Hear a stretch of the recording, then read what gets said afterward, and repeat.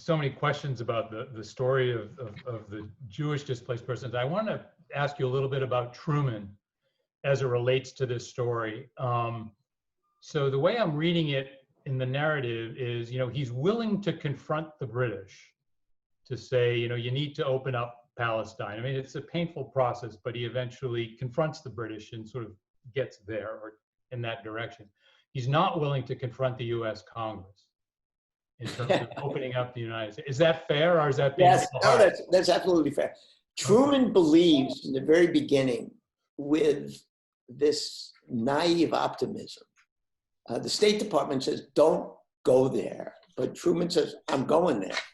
And he confronts, at Potsdam, he confronts Churchill and then Attlee immediately and says, you got to open up Palestine to the Jewish displaced persons. And he hints that if you want the loans that you need to rebuild your nation, you got to help me out here. I've got lots of Jewish voters and I need their support. And it's the humanitarian thing to do, and it's the right thing to do. And then he lets, go this further argument, which is just tragic. He says to the British, he says, you don't have to worry the way you did before the war. He said, 6 million Jews were killed. They're dead. So the European Jews aren't going to overwhelm Palestine. We're not talking about millions here. We're talking about a couple 100,000. The British will not budge. And the British say to Truman, look, if you care this much about the European Jews, take them into the United States. That Truman knows. He's much smarter about domestic politics than British politics or international politics. Truman knows he can't do that. That's not possible.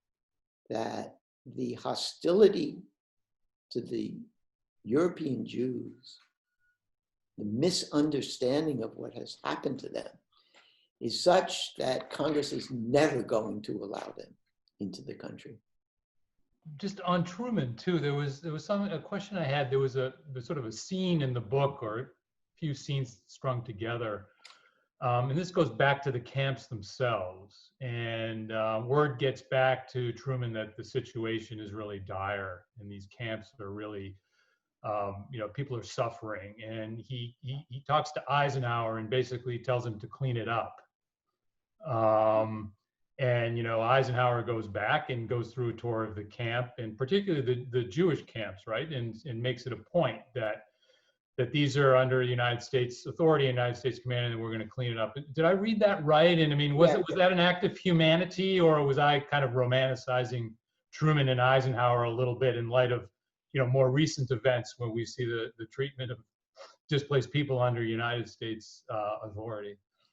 Truman and Eisenhower come out as the heroes in this book. I mean, flawed heroes, but heroes nonetheless. Truman recognizes from the very beginning the plight of the displaced persons and the Jewish displaced persons. And there are those who say, Clark Clifford, his advisor, says it's because he had read the Bible from early on and he knows the Jews belong in Israel. I don't know whether that's the case, but the pain. In the beginning, we got to realize what a mess Europe was right after the war. Nobody knew how many Jews had survived. We knew that millions had been killed, but no one knew what the condition was or how many made it out of the camps. And there was this sense, the State Department had this sense, and the British had this sense. The Jews have suffered, but so has everybody else in this war. And we can't single out the Jews.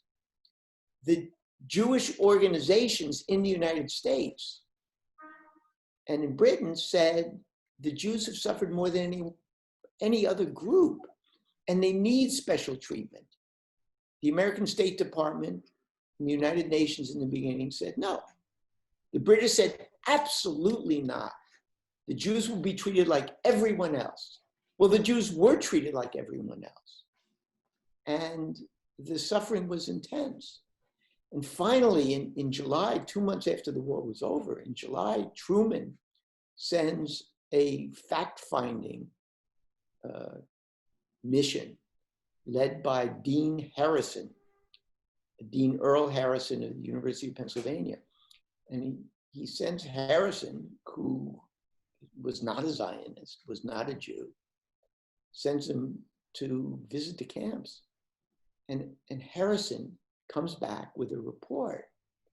And he says, we are treating the Jews just as badly as the Germans did, except we're not exterminating them. And Truman reads this report and writes a letter immediately to Eisenhower and says to Eisenhower, you got to take care of this. This is inhumane, this is impossible, this is un-American. And Eisenhower, goes to work.